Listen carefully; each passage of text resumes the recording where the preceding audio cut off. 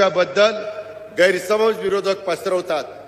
लाडकी बहीण आम्ही दर महिन्याला तुम्हाला 1,500 रुपये देतो।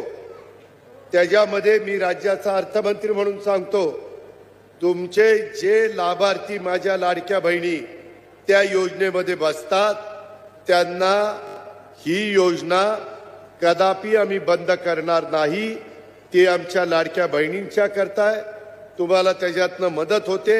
उलट आम्ही त्याच्यात नवीन प्रस्ताव आणलेला आहे, काही बँका पुढे आणलेल्या आहेत। नांदेड जिल्हा बँकेशी पण मी बोलीन, काही जिल्हा मध्यवर्ती सहकारी बँका चांगल्या आहेत, तिथं आमचे दर महिन्याला 1,500 रुपये त्या भगिनीला जातात।